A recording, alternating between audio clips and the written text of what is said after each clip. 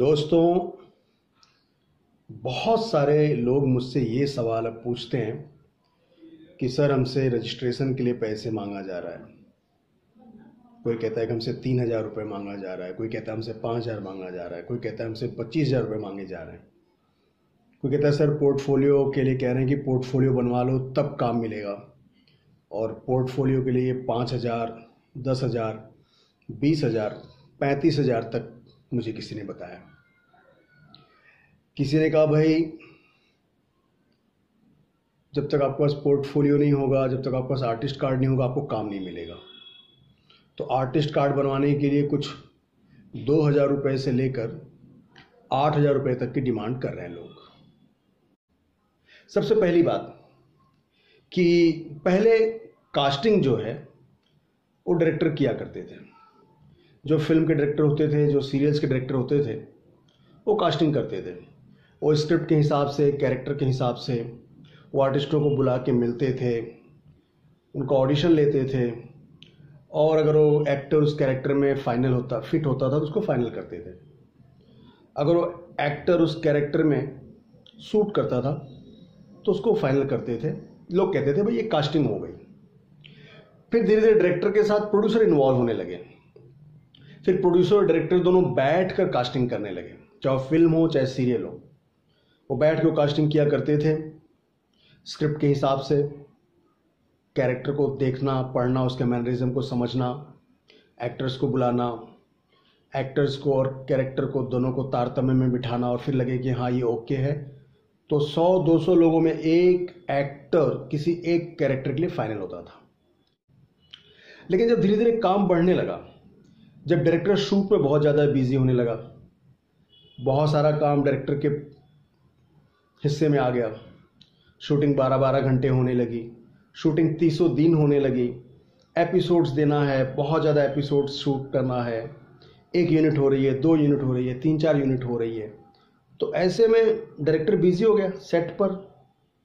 अब प्रोड्यूसर, अब उसका कोई अगर बहुत बड़ा शो या फिल्म चल रही है तो प्रोड्यूसर भी इन्वॉल्व हो गया मार्केटिंग में, प्रोडक्शन में, मीटिंग्स में। और इस तरह से जब प्रोड्यूसर और डायरेक्टर दोनों बिजी हो गए तो कास्टिंग कौन करेगा? तो यहाँ से शुरुआत होती है एक नए पोस्ट की, कास्टिंग डायरेक्टर की। अभी जो कास्टिंग डायरेक्टर है इसके बाद सिर्फ एक ही काम है, कास्टिंग करना। डायरेक्टर बिजी है, ठीक है, प्रोड्यूसर बिजी है, ठीक है, पर शूटिंग के लिए एक्टर की ज़रूरत है, एक्टर की ज़रूरत है तो कैरेक्टर के हिसाब से कास्टिंग की ज़रूरत है, तो कास्टिंग के लिए कास्टिंग डायरेक्टर है। अब वो कास्टिंग डायरेक्टर जो है उसकी जिम्मेदारी है कि बिल्कुल परफेक्ट एक्टर की कास्टिंग करे। अब एक कास्टिंग डायरेक्टर कंपनी के लिए काम करता है, प्रोडक्शन हाउस के लिए काम करता है, ऑन बिहाफ ऑफ डायरेक्टर या प्रोड्यूसर के लिए काम करता है। उसका काम है कि वो पूरी स्क्रिप्ट को पढ़ जाता है और डायरेक्टर के साथ बैठ के डिस्कशन करता है कि कैसा एक्टर चाहिए, और इसके बाद फिर वो 100, 200, 500, 1000, 2000 जितने एक्टर्स बुला सकता है, 1 दिन, 2 दिन, 3 दिन, 1 हफ्ता या 1 महीना, तो बहुत सारे एक्टर्स को बुला लेता है और उनके ऑडिशंस लेता है। अब ऑडिशंस लेता है और उस ऑडिशन में वो देखता है कि हाँ इस एक्टर के बोलने का तौर तरीका, इस एक्टर के देखने का तौर तरीका, इस एक्टर का जेस्चर, पोस्चर, टेक्सचर सब कैरेक्टर से मेल खाता है कि नहीं। और अगर कैरेक्टर से मेल खाता है, सूट करता है, तो भैया वो एक्टर जो है पास, और उसको कैरेक्टर मिल जाता है। ये एक टाइप का कंपटीशन है कि कंपटीशन में आपका काम हो गया। अब वो कास्टिंग डायरेक्टर कहता है कि भाई आप ओके हैं हमारी तरफ से, अब आगे जो है आप डायरेक्टर से मिला देता हो, और डायरेक्टर जो है आगे प्रोड्यूसर से मिलवा देता है। उसकी डेट वेट फाइनल हो जाती है, पेमेंट की बात हो जाती है, शूटिंग करता है। अब यहाँ पे कास्टिंग डायरेक्टर की बड़ी तारीफ होती है कि भाई आपने तो बहुत अच्छा एक्टर चूज किया है, उसकी बहुत तारीफ की जाती है। और यहाँ कास्टिंग डायरेक्टर जो है उस एक्टर से 1 पैसा नहीं लेता। उसने जो बहुत अच्छा काम किया है, ये काम उसने प्रोडक्शन हाउस के लिए किया है, प्रोजेक्ट के लिए किया है, प्रोड्यूसर के लिए किया है, डायरेक्टर के लिए किया है, इसलिए जो उसकी सैलरी है या उसका जो रेम्यूनरेशन है या जो उसका प्रोजेक्ट अमाउंट है उसको प्रोडक्शन हाउस की तरफ से मिलता है। तो एक चीज मैं क्लियर कर दूं कि जो कास्टिंग डायरेक्टर होता है वो प्रोडक्शन हाउस की तरफ से होता है और वो कभी एक्टरों से 1% कमीशन नहीं लेता। Casting director is equivalent to director, उसकी अपनी एक प्रोफाइल होती है। वो बंदा किसी एक्टर से ये नहीं कहता कि भाई मुझे परसेंटेज दो, कमीशन दो काम मिलने के बाद। तो अब एक चीज क्लियर हो गई कि जो कास्टिंग डायरेक्टर है वो एक्टर से पैसा नहीं लेगा, उसको जो भी पैसा मिलना है प्रोडक्शन हाउस से मिलना है। कभी कभी क्या होता है कि प्रोडक्शन हाउस कास्टिंग डायरेक्टर नहीं रखती, वो कहती है यार एक कास्टिंग डायरेक्टर को रखने से अच्छा है कि कास्टिंग कोऑर्डिनेटर रख लो। अब जो एक कास्टिंग कोऑर्डिनेटर होता है उसको बुला के ब्रीफ कर दिया जाता है कि भाई हमारा ये सीरियल है और इसके अंदर हमें 10 कैरेक्टर चाहिए, ये मेन हीरो चाहिए, ये मेन हीरोइन चाहिए, ये हीरो के माँ बाप चाहिए, ये हीरोइन के माँ बाप चाहिए, एक विलेन मामा चाहिए, एक विलेन काका चाहिए, फिर उसके बाद एक यंग विलेन चाहिए, एक कॉमेडियन चाहिए। बस 10, 12, 15, 20 कैरेक्टर्स जो होते हैं, जो रिक्वायरमेंट होती है वो बता दिया जाता है। अब वो कास्टिंग कोऑर्डिनेटर है। Casting coordinator, casting director. Casting director production house के लिए काम कर रहा है और वो अपनी पेमेंट प्रोडक्शन हाउस से ले रहा है। कास्टिंग कोऑर्डिनेटर जो होता है उसकी प्रोडक्शन हाउस से डील हो जाती है कि ठीक है सर, मैं एक्टर आपको जो जो चाहिए मैं आपको दे रहा हूं और मेरी उनके साथ क्या डील होगी, मैं उनके साथ क्या लूंगा, वेजेस, रेम्यूनरेशन या जो भी अमाउंट लूंगा, कास्टिंग कोऑर्डिनेटर और एक्टर के बीच की बात होगी। आप उसको जो पर डे देंगे आपके और उनके बीच की बात होगी। मतलब एक चीज क्लियर हो गई, कास्टिंग कोऑर्डिनेटर बहुत क्लियर कर देता है कि जो भी कास्टिंग होगी, जो भी आर्टिस्ट फाइनल होंगे, उनका आपने जो पेमेंट तय किया है वो पेमेंट आप उस एक्टर के अकाउंट में डालेंगे या उस एक्टर को चेक देंगे और मुझे जो पेमेंट लेना है वो पेमेंट मैं एक्टर से लूंगा। और ये अमूमन 20% कमीशन होता है, जिसको कहते हैं कि कास्टिंग कोऑर्डिनेटर्स 20% कमीशन लेते हैं। अब कास्टिंग कोऑर्डिनेटर क्या करता है? कास्टिंग कोऑर्डिनेटर बहुत सारे वही काम जो कास्टिंग डायरेक्टर करता है, जो काम कास्टिंग डायरेक्टर करता है वही काम कास्टिंग कोऑर्डिनेटर भी करता है। बस फर्क यहां पर यह है कि कास्टिंग डायरेक्टर प्रोडक्शन हाउस के लिए काम कर रहा है, पेमेंट प्रोडक्शन हाउस से ले रहा है। कास्टिंग कोऑर्डिनेटर भी प्रोडक्शन हाउस के लिए काम कर रहा है बट पेमेंट आर्टिस्टों से ले रहा है। और ये लीगल है, इसमें कोई गलत बात नहीं है, क्योंकि एक बार कास्टिंग डायरेक्टर ने फाइनल, कास्टिंग कोऑर्डिनेटर ने कास्टिंग लॉक कर दी, प्रोड्यूसर को पसंद आ गई, डायरेक्टर को पसंद आ गई, तो शूटिंग चलती रहती है, एक्टर काम करता रहता है, एक्टर को पैसा मिलता रहता है और एक्टर अपनी पेमेंट जो भी है 20% कमीशन वो देता रहता है। बहुत से लोग 10% लेते हैं, बहुत से लोग 15% लेते हैं, बहुत से लोग 20% लेते हैं, बहुत से लोग 25% मांगते हैं और मिल भी जाता है उनको। और अगर बड़ा प्रोजेक्ट हुआ, बड़ा अमाउंट हुआ तो लोग 30% भी मांगते हैं और 30% भी कमीशन मिलता है, ऐसी बात नहीं है। अब तो ये क्लियर हो गया कि कास्टिंग डायरेक्टर कौन है और कास्टिंग कोऑर्डिनेटर कौन है। अब कास्टिंग डायरेक्टर और कास्टिंग कोऑर्डिनेटर के अलावा 2 और लोग आते हैं जिनका कहीं भी लीगली पोजीशन नहीं होती। हम इनको कहते हैं कास्टिंग ड्रीमर या हम इनको कहते हैं कास्टिंग चीटर। कास्टिंग ड्रीमर वो लोग होते हैं जो मुंबई में बैठकर उन लोगों को सपना दिखाते हैं जो मुंबई से बहुत दूर है। जो बंदा जो एक्टर बनना चाहता है, अगर वो झारखंड में है, उत्तर प्रदेश में है, बिहार में है, दिल्ली में है, उत्तराखंड में है, नेपाल में है, पंजाब में है, बहुत दूर है, जिसके लिए मुंबई एक सपना है, तो जो हमारे कास्टिंग ड्रीमर होते हैं उनका काम शुरू हो जाता है। वो कहते हैं देखो भाई, हमारा मुंबई में फला फला जगह ऑफिस है, हम फला फला फला फला सीरियल में कास्टिंग कर रहे हैं, आप हमारे यहाँ सबसे पहले रजिस्टर्ड हो जाइए। आप हमारे रजिस्टर्ड हो जाएंगे तो जो वैकेंसी आती रहेगी, रिक्वायरमेंट आती रहेगी, हम वहाँ पे आपको काम देंगे। तो बंदा पूछता है कि भाई कितना है आपका रजिस्ट्रेशन फीस? कहते हैं हमारे यहाँ रजिस्ट्रेशन फ़ी है 3,000 रुपये, कोई कहता है 5,000 रुपये, कोई कहता है 10,000 रुपये। सामने वाला कहता है अरे सर मैं इतना तो नहीं दे पाऊंगा। अच्छा ठीक है, एक काम कीजिए 50% दे दीजिए। नहीं सर वो 50 मतलब तो एक काम कीजिए ना, आप 25% दे दीजिए। अब 3,000 का 25% 750 रुपये हुए। 750 रुपये आजकल पेटीएम करवा लेते हैं लोग, 750 रुपये ऑनलाइन ट्रांसफ़र करवा लेते हैं, अपने अकाउंट में डलवा लेते हैं। अब उसके बाद उस बंदे का नंबर जो है वो ब्लॉक लिस्ट में डाल देते हैं। अब वो लगाता रहे फ़ोन कि सर मैंने आपको तो 3,000 दिया या 1,500 दिया या 750 दिया। ऑडिशन कब होगा? जब उनका फ़ोन ही नहीं लगेगा तो ऑडिशन क्या। अब ये हो गए कास्टिंग ड्रीमर। कुछ कास्टिंग ड्रीमर यहीं पे 3,000 2,000 5,000 10,000 आपसे लूट के आपका नंबर ब्लॉक में डाल दिए, खत्म कहानी। बट कुछ कास्टिंग ड्रीमर होते हैं कि अरे भाई आपके पास आर्टिस्ट कार्ड है, अगर आपके पास आर्टिस्ट कार्ड नहीं है तो आप तो मुंबई आ ही नहीं सकते, आप शूटिंग ही नहीं कर सकते, आपको फिल्म सिटी में एंट्री ही नहीं मिलेगी, आपको तो मतलब काम ही नहीं मिलेगा। जबकि हिंदुस्तान का कानून है, यूनियन ट्रेड एक्ट 1926 का कानून है कि आपके पास आर्टिस्ट कार्ड हो या आपके पास आर्टिस्ट कार्ड ना हो, आपको शूटिंग करने से कोई नहीं रोक सकता। शूटिंग ही क्या, हिंदुस्तान का कानून कहता है कि आपको कोई भी कानूनी काम करने से कोई नहीं रोक सकता। आर्टिस्ट कार्ड की जरूरत 3 चीजों के लिए होती है। एक चीज तो ये कि भाई एक पहचान पत्र होती है, जैसे कि एक यूनियन होता है जिसमें सारे लोग काम कर रहे हैं, एक टेरिटरी होती है जिसमें सारे लोग काम कर रहे हैं, एक फैक्ट्री होती है जिसमें सारे लोग काम कर रहे हैं, एक स्कूल होता है जहां बहुत सारे विद्यार्थी पढ़ रहे हैं, एक कॉलेज होता है जहां पे बहुत सारे स्टूडेंट हैं। वैसे ही फिल्म लाइन में भी एक कार्ड होता है, आर्टिस्टों का कार्ड होता है, डायरेक्टर का कार्ड होता है, प्रोड्यूसर का कार्ड होता है, डांसर्स का कार्ड होता है, फाइटर का कार्ड होता है, जूनियर आर्टिस्टों का कार्ड होता है, म्यूजिशियंस का कार्ड होता है।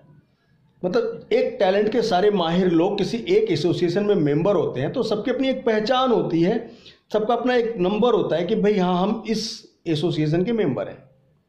तो एक तो ये आइडेंटिफिकेशन के लिए कार्ड जरूरी है।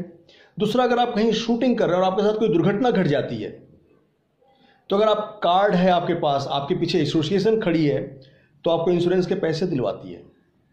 कभी नुकसान हो गया, कुछ आपको फिजिकली नुकसान हो गया, हादसा हो गया आपके साथ, कभी कभी मौत भी हो जाती है, शूटिंग में बहुत बार आग लग जाता है या कुछ हो जाता है, तो एक एसोसिएशन आपके पीछे खड़ी रहती है। अगर आप घायल अवस्था में हैं तो आपको पैसे दिलाती है, अगर आपके साथ कुछ बुरा हो गया, हादसा हो गया तो आपके फैमिली को पैसा दिलाती है। इसलिए एक एसोसिएशन की जरूरत होती है। और तीसरी चीज कि आपने कहीं शूटिंग की, आपने अपना टैलेंट का प्रदर्शन किया बट प्रोड्यूसर या चैनल आपको पैसा नहीं दे रहा है, तब ऐसे टाइम पर आपकी एसोसिएशन, आप उसके मेंबर हो तो आपके लिए लड़ती है और आपको पैसे दिलाती है। ऐसा बहुत कम होता है कि प्रोड्यूसर या चैनल पैसा नहीं देते, बहुत कम होता है, लेकिन कभी भी ऐसा हो तो उससे निपटने के लिए कार्ड की जरूरत है। तो कार्ड की जरूरत 3 चीज के लिए हुई। अब ये जो कास्टिंग ड्रीमर हैं वो आपसे कहते हैं कि भाई आर्टिस्ट कार्ड बनवा लो, 5,000 10,000 कहते हैं, जबकि आर्टिस्ट कार्ड बनाने का रेट जो है बहुत सिंपल है। यदि आप सिंटा में जाएंगे, सिने एंड टेलीविजन आर्टिस्ट एसोसिएशन, उनके अपने कुछ रूल्स एंड रेगुलेशन हैं, उस रूल्स एंड रेगुलेशंस के हिसाब से वो कार्ड बनता है और उनकी फ़ी, अगर मैं गलत नहीं हूं तो कुछ 10,000 के आसपास है, 10,000 रुपये। शिवसेना भी कार्ड बनाती है, उसकी भी अपनी चित्रपट शाखा है, वो 2 या 2,500 रुपये लेती है। भारतीय जनता पार्टी चित्रपट कामगार यूनियन मोर्चा, उसका भी अपना एसोसिएशन है, वो भी कुछ 3 से 5,000 रुपये के बीच में लेती है। ये समय अंदाजन रेट बता रहा हूं।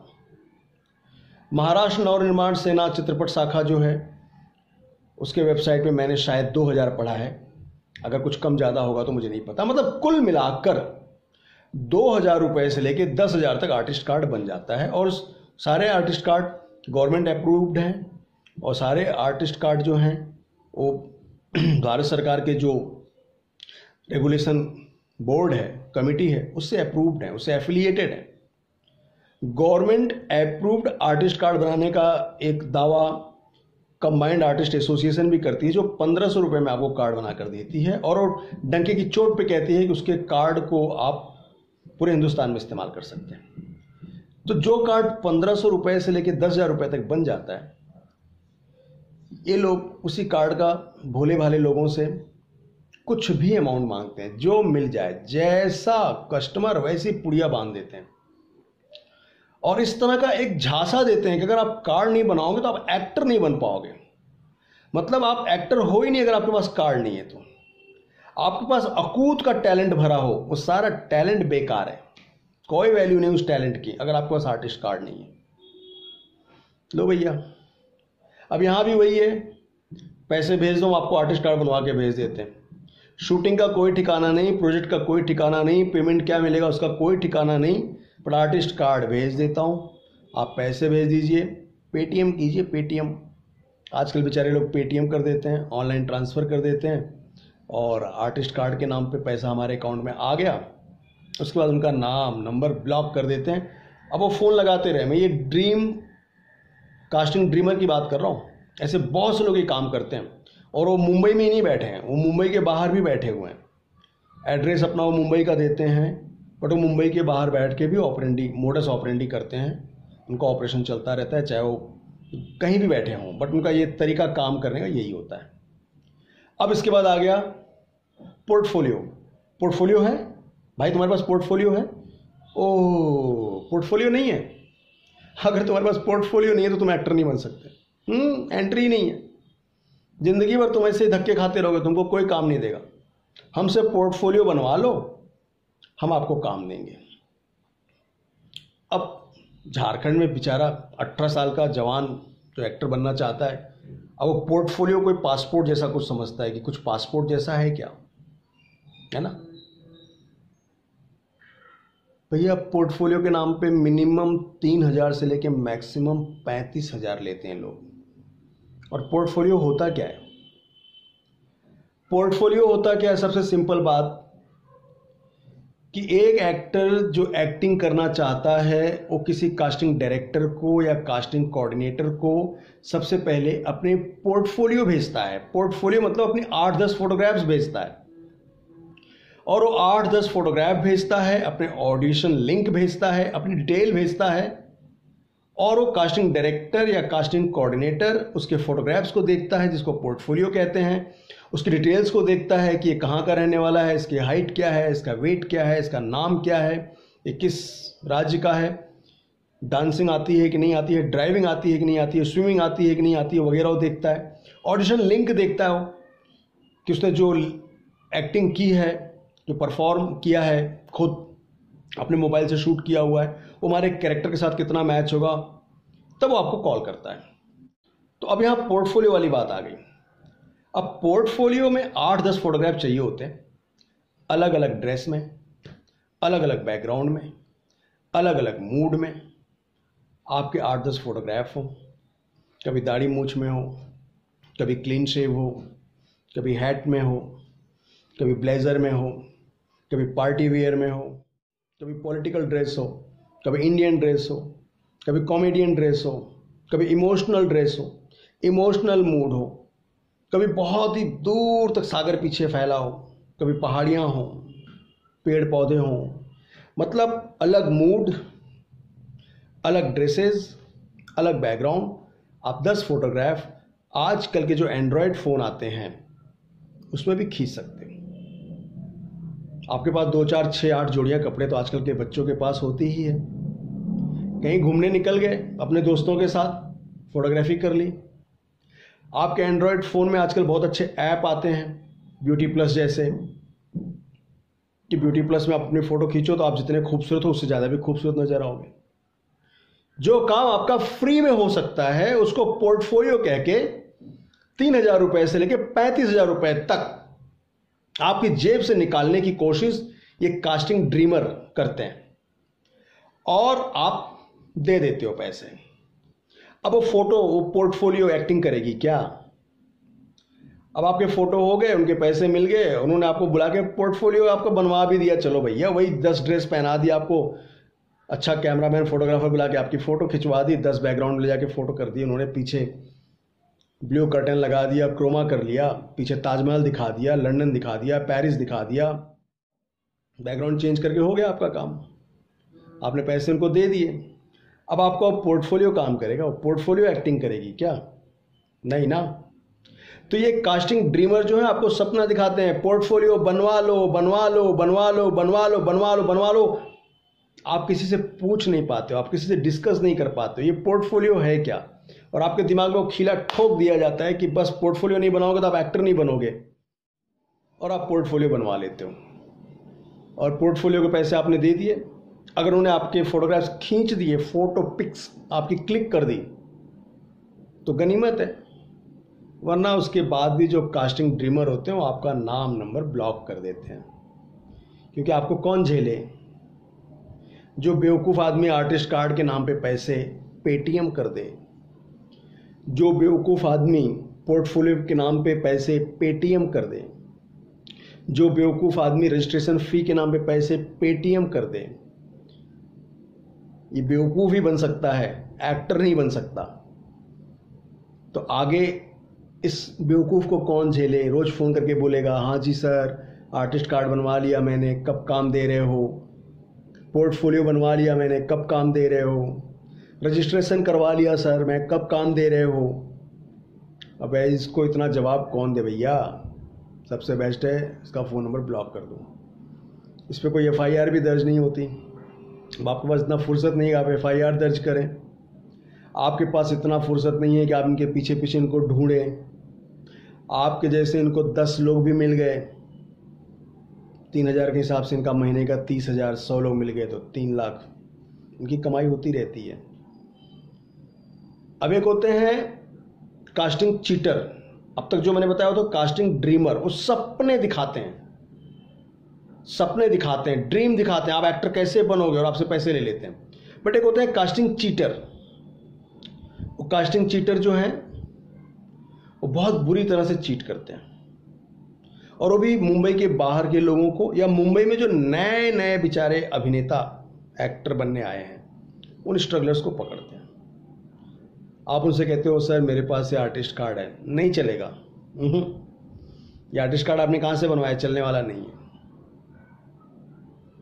ये पोर्टफोलियो नहीं, ये नहीं चलेगा ना। अरे ये आपने कहाँ रजिस्ट्रेशन करवाया, हमारे यहाँ रजिस्ट्रेशन जब तक नहीं करवाएंगे आपको तो कहीं, आपको तो फिल्म सिटी में एंट्री भी नहीं मिली। सिर्फ 1,000 रुपये में आपको हम पोर्टफोलियो भी बना के दे देंगे, हम आपका ऑडिशन लिंक भी बना के दे देंगे, हम आपका आर्टिस्ट कार्ड भी बना के दे देंगे, सिर्फ 1,000 रुपया मैं आपका सारा काम करवा के दे दूंगा, और आपको मैं फला सीरियल में काम भी दे दूंगा, वहाँ जो आपको पैसा मिलेगा मैं उससे 20% लूँगा। उसके बाद फिर अपने मोबाइल में फटाफट फटाफट फटाफट वो 25-30 आपको फोटोग्राफ्स दिखाएगा। वो कहीं संजय लीला भंसाली जी के साथ खड़ा है, तो कहीं राम गोपाल वर्मा जी के साथ खड़ा है, कहीं किसी बहुत बड़े एक्टर के साथ खड़ा है, कहीं किसी बहुत बड़े टीवी आर्टिस्ट के साथ खड़ा है, किसी टीवी एक्ट्रेस के साथ खड़ा है। वो आपके ऊपर इंप्रेशन दिखाएगा कि हाँ मैं इन लोगों के साथ खड़ा रहता हूँ, मेरा उठना बैठना इन लोगों के साथ है। बट वो आपसे ज़्यादा पैसे नहीं मांगता, वो आपसे 1,000 रुपये, बस 1,000 रुपये दे दो, मैं आपका सारा काम कर दूंगा, काम होने के बाद फिर मुझे देना। वो पेटीएम और ऑनलाइन ट्रांसफ़र का इंतजाम नहीं करता, उसका इंतजार ही नहीं करता। वो फटाक बोलता है लाओ 1,000 रुपये लाओ, अभी मैं जाता हूँ फला जगह बात करता हूँ, कल से आपकी शूटिंग है। खड़े खड़े आपकी जेब से वहीं वो 1,000 रुपये निकलवा लेगा, खड़े खड़े। अगर आपकी जेब में 1,000 रुपये नहीं है, 500 है तो वो निकाल लेगा, 500 भी नहीं है, 150-200 है तो वो भी निकाल लेगा। अगर आपके हाथ जेब में डेबिट कार्ड है, क्रेडिट कार्ड है, फटाक से एटीएम से आके पैसे निकलवा, वो 1 टाइम अटैक है उसका, खटाक से आपसे 1,000, 500, 200, 150। मतलब जेब कतरा कैसे होते हैं वैसे एक कास्टिंग चीटर होते हैं, जो तुरंत आपको कास्टिंग के नाम पे कि मैं आपको कल सुबह फला जगह काम देता हूँ, या मैं आपको एक कैरेक्टर दिलवाता हूँ, या मैं ये करता हूँ, मैं ऐसा करूँगा, मैं वैसा करूँगा, मैं ये करूँगा, मैं वो करूँगा। मतलब वो इतना सब कुछ बताएंगे, आपको लगेगा अरे यार मुंबई में जिंदगी इतनी आसान है एक्टर बनना, काश मेरे पिताजी आए होते तो सुपरस्टार बने होते। तो आज मैं भी मतलब इस तरह से, तो ये हो गए कास्टिंग चीटर। अब मैं 100 में सीधी एक बात, मुद्दे की बात करता हूँ। मुद्दे की बात यह है कि कास्टिंग डायरेक्टर कभी आपसे पैसा नहीं लेता, वो आपकी कास्टिंग करता है तो उसका पैसा जो बनता है वो प्रोड्यूसर से लेता है। कास्टिंग कोऑर्डिनेटर अगर आपको कास्ट करता है, आप सिलेक्ट हो जाते हैं, आप शूटिंग करते हैं, आपको वहाँ से पेमेंट आती है। वो पेमेंट चाहे 10 दिन बाद आए, चाहे 30 दिन बाद आए, चाहे 45 दिन बाद आए, चाहे 90 दिन बाद आए, वो उसमें से अपना 10% से लेकर 25% के बीच में लेता है। जबकि मैं आइडियल मानता हूँ कि 20% लेना चाहिए। इसके अलावा आपको आर्टिस्ट कार्ड बनाना है तो मुंबई में 5-6 संस्थाएं हैं, 5-6 संस्थाएं हैं, चाहे सिंटा नाम की संस्था हो, चाहे शिवसेना की संस्था हो, चाहे वो मनसे की संस्था हो, चाहे वो भाजपा की संस्था हो, चाहे वो बसपा की संस्था हो, चाहे किसी कम्युनिस्ट पार्टी की संस्था हो, जो यूनियन एक्ट 1926 या कंपनीज एक्ट 1956 के अंतर्गत जो रजिस्टर्ड हुए हैं, जिनको कार्ड बनाने का अधिकार है, सिर्फ उन्हीं से ही कार्ड बनवाइए। और बिना कार्ड के आपको कोई शूटिंग में रोक नहीं सकता, क्योंकि काम करने से आपको रोकने का अधिकार किसी को नहीं है, बट कार्ड जरूरी है। अगर आपके पास कार्ड नहीं है और आप शूटिंग कर रहे हैं, अगर कोई यूनियन आके आपको पकड़ लेती तो आप मुझसे कहिए सर मैं कार्ड बनवा लूंगा, उस वक्त तो कहते ठीक है अभी बनवा लो, तो उस वक्त एक फॉर्म भर दीजिए और एक पार्टली अमाउंट उनको दे दीजिए। बट कार्ड 1,500 रुपए से लेकर 4-5 हज़ार रुपए तक बन जाता है। और सिंटा का कार्ड बनवाना है तो उनका रूल्स रेगुलेशन आप पढ़ लीजिएगा उनके वेबसाइट पे, प्लस 10,000 उनकी फी है, क्योंकि सिंटा का कार्ड थोड़ा सा रूल रेगुलेशंस के साथ बनता है, क्योंकि वो एक बहुत मजबूत ऑर्गेनाइजेशन है। सिंटा एक बहुत मजबूत एसोसिएशन है। बच्चन साहब और शाहरुख खान जैसे महान अभिनेता सिंटा के मेंबर हैं, जिसको आप कहते हैं आर्टिस्ट कार्ड, उनके पास है। पोर्टफोलियो के लिए 35-40 हज़ार तब दीजिए जब आप किसी सीरियल के लिए लीड कास्टिंग हो रहे हैं, कोई चैनल आपको लीड कास्ट कर रहा है, आपको मेन लीड ही ले रहा है, मेन हीरोइन ले रहा है, तब आप कीजिए, पोर्टफोलियो बनवाइए। वरना हुक्के जैसे मुंह पे पोर्टफोलियो मत बनवाइए, अच्छा नहीं लगेगा। आप एक्टर हैं, 25-30 ऑडिशन दीजिए, तो आपका एक्सपीरियंस होगा कि आप कितने पानी में हैं। अगर आपको लगता है कि हाँ आप एक्टर बन सकते हैं तो अपने टैलेंट के बल पे बन सकते हैं, पोर्टफोलियो के बल पे नहीं। जब तक आप 10-15 ऑडिशन नहीं दे देते, जब तक आप 2-4 दिन शूट नहीं कर लेते, तब तक आप पोर्टफोलियो मत बनवाइए, वरना वो पोर्टफोलियो सिर्फ यादगार के लिए ही काम आएगी। सिर्फ आप देखेंगे और यादों में खो जाएंगे, फ्लैशबैक में, बाकी वो कोई काम नहीं आएगी। इसलिए पोर्टफोलियो तब जरूरी है जब कोई चैनल आपको खड़ा करता है कि हाँ इसको लीड लो, एक काम करो, इसका पोर्टफोलियो बनाओ, पता तो चले ये ब्लेजर में कैसा लगता है, टी शर्ट में कैसा दिखता है, जीन्स में कैसा दिखता है, इंडियन ड्रेस में कैसा दिखता है, इस ड्रेस में कैसा दिखता है, उस ड्रेस में कैसा दिखता है, मूड इसका कैसा बनता है, तब पोर्टफोलियो बनता है सर। पोर्टफोलियो नहीं कि हर कोई पोर्टफोलियो बना के घूमने लगे। पोर्टफोलियो की जगह आप अपने 8-10 फोटोग्राफ्स क्लिक कर लीजिए और आपकी फोटोग्राफ इतनी खूबसूरत लगे, इतनी सुंदर लगे कि कोई भी कास्टिंग डायरेक्टर, कास्टिंग कोऑर्डिनेटर देखे तो आपको बुलाए कि हाँ बुलाओ भाई इसको, जो फोटो में इतना अट्रैक्टिव दिख रहा है वो जरूर कमाल का एक्टर होगा। अपने फोटो में बात भरिए, उसके लिए 30-35 हज़ार रुपये खर्च करने की कोई ज़रूरत नहीं है। और रजिस्ट्रेशन फी तो बिल्कुल मत दीजिए भाई साहब। किस बात का रजिस्ट्रेशन फी? राशन कार्ड बनवा रहे हैं क्या, कि पासपोर्ट बनवा रहे हैं, कि पैन कार्ड बनवा रहे हैं, कि आधार कार्ड आपका बन रहा है, कि प्रधानमंत्री मुद्रा बैंक से लोन ले रहे हैं आप, कि गैस की सब्सिडी ले रहे हैं आप, क्या ले रहे हैं आप? किस चीज का रजिस्ट्रेशन? कोई रजिस्ट्रेशन नहीं। रजिस्ट्रेशन सिर्फ बस मतलब किसी के बारे में बुरा नहीं बोलना चाहिए, क्योंकि उससे किसी का पेट भरता है, बट जरूरी नहीं कि हम अपना पेट काट के किसी और का पेट भरें। हमारे पास पैसा बचता है तो हम किसी का पेट भरवा देंगे, भर देंगे, लेकिन अपना पेट काट के हम किसी का पेट नहीं भर सकते, ये तो बिल्कुल जायज नहीं है। तो आज मैंने बहुत बड़ी बड़ी 3 बातें बता दी कि 100 में सीधी एक बात, जो आपको काम दिलाए, जो आपसे शूटिंग करवाए, जो आपको एक्टर होने का एहसास दिलाए, जो आपको पेमेंट दिलवाए, उसको आप कमीशन जरूर दीजिए। उसको कमीशन मिलना चाहिए ताकि वो आगे भी आपको याद करता रहे और आपको काम देता रहे। एक बात। और दूसरी बात, जो आपसे पैसा मांगे, आपको चिकनी चुपड़ी बातों में उलझाए, आपकी जेब से पैसा निकालने की कोशिश करे, आपको ये एहसास दिलवाए कि अगर आप ये पैसा नहीं दोगे तो आप एक्टर नहीं बन पाओगे, एक्टर बनिए। बेवकूफ़ बिल्कुल मत बनिए। एक्टर बनने में मज़ा है, इडियट बनने में कोई मज़ा नहीं है। एक आदमी जो आपसे पैसे ले रहा है 1000, 1500, 2000, 3000 किसी न किसी बहाने, वो खाक फिल्म बनाएगा, वो खाक सीरियल बनाएगा। एक फिल्म बनाने में करोड़ों रुपए लगते हैं, एक सीरियल बनाने में लाखों रुपए लगते हैं। और जो बंदा आपकी जेब से 2, 5, 10, 15, 20 हज़ार रुपये निकाल रहा है, क्या आपकी जेब से निकाले हुए पैसे से फिल्म या सीरियल बनेगी? इतना सोच लीजिए कि आपकी जेब से निकाले हुए पैसे उस प्रोड्यूसर तक तो जाएंगे नहीं, क्योंकि उस प्रोड्यूसर को ज़रूरत नहीं है। चैनल तक जाएंगे नहीं, क्योंकि उस चैनल को आपके 2-4 हज़ार रुपये ज़रूरत नहीं है। तो जाएगा कहाँ वो पैसा? वो आपको सर्विस प्रोवाइड करने के नाम पे पैसा लिया जा रहा है, बट सर्विस प्रोवाइड नाम की कोई चीज़ ही नहीं है यहाँ पर। किस बात की सर्विस प्रोवाइड? आप मेरा ऑडिशन लीजिए, अगर मैं ओके हूँ मुझे कास्ट कीजिए, मेकअप कीजिए, ड्रेस पहनाइए, सेट पे ले जाइए, शूटिंग करवाइए, बात खत्म। पिछले 100 साल से यही होता आ रहा है हिंदुस्तान में। शूटिंग और कास्टिंग का यही प्रोसेस है, एक एक्टर के बनने का यही प्रोसीजर है।